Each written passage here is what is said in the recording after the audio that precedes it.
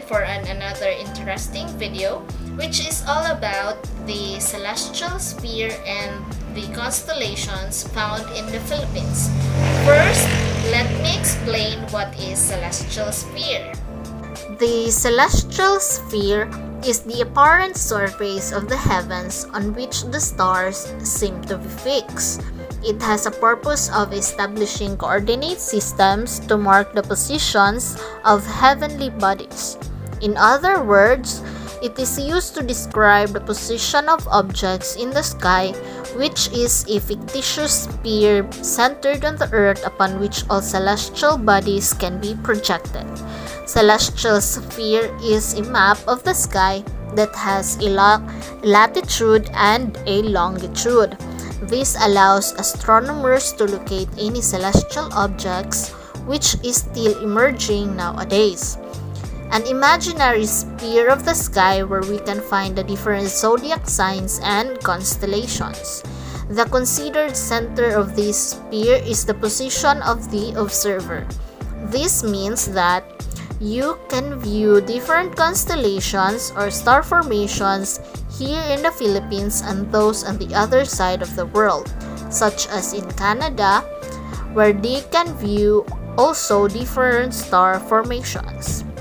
So, the half of the celestial sphere is bounded by the horizon, located in the boundary between the earth and the sky.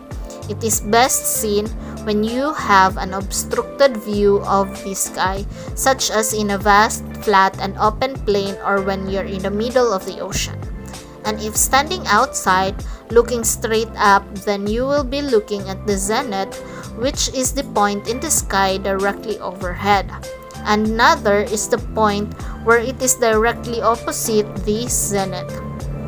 Then, the point on the celestial sphere directly above the Earth's North Pole is known as the North Celestial Pole, while the point on the celestial sphere directly below the Earth's South Pole is also called the South Celestial Pole.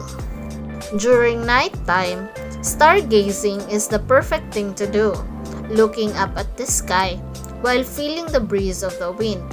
We can see different stars and constellations.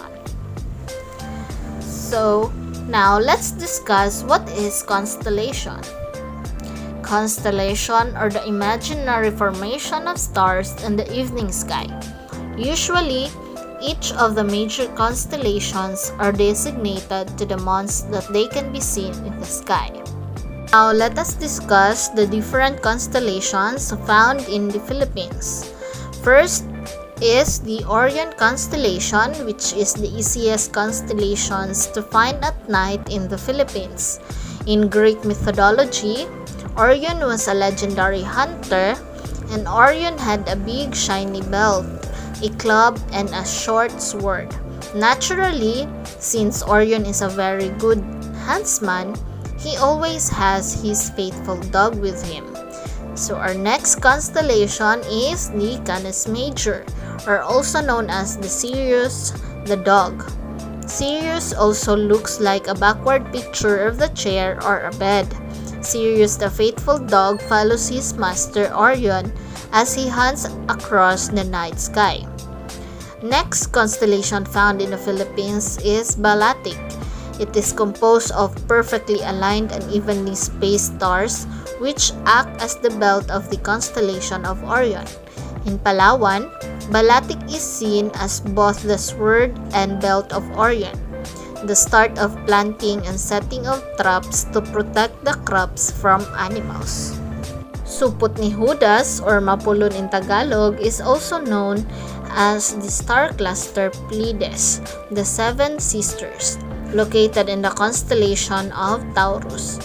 The Tagalogs consulted this star cluster to know the shifting of time and season, the start of the planting season.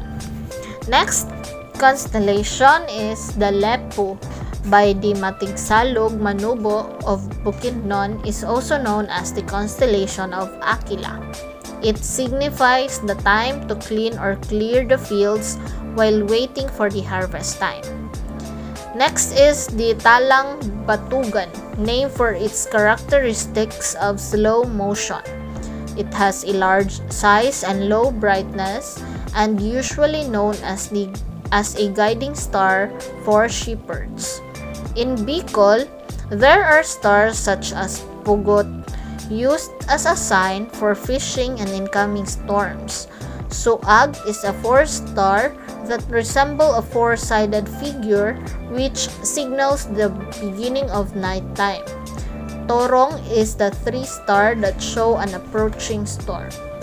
Our ancestors used constellations to determine the beginning of their harvest and planting periods.